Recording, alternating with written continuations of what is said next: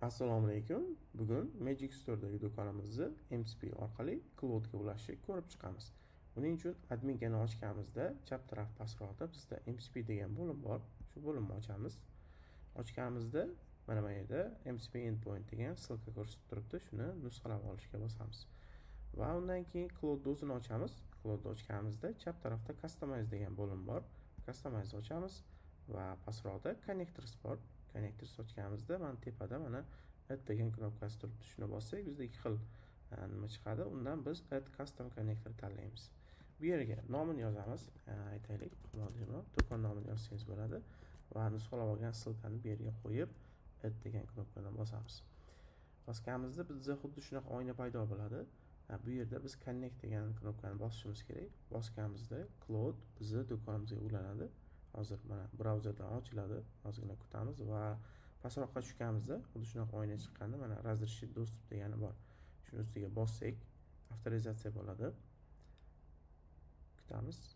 Avtorizatsiya bo'ldi. Cloudni ochishga bosamiz va Cloud mana bizni do'konimizga MCP orqali ulandi. Bu yerda hamma qilinadigan amallarni ko'rsatib turibdi. Xo'p, endi buni tekshirib ko'ramiz. Yangicha do'kon ochamizda va u yerda aytaylik, Humo Demo magazindagi oxirgi 30 kunlik sotuvlar statistikasini ko'rsat deb yozsak, Cloud o'zi qaysi MCP ni, qaysi metodni chaqirishni o'zi biladi. Ozgina kutamiz. Hozir mana bizga o'zi ulanyapti. Agar birinchi marta ulanayotgan bo'lsangiz, sizdan ruxsat so'rash mumkin. Ruxsat berishni bosib qo'yasiz, bu yerda oynachasi chiqadi va keyingilarda o'zi avtomatik ulanaveradi. Mana tayyorlash bo'lyapti. Bu yerda do'kon bilan ishlashda 30 dan oshiq amallar bor. Ya'ni mahsulotlar bilan ishlash, mahsulotga описаниялар yozish, yangi kategoriyalar yaratish va boshqa bemalol nimalar bor, amallar bor. Shular hammasini bemalol Cloud orqali boshqarsangiz bo'ladi.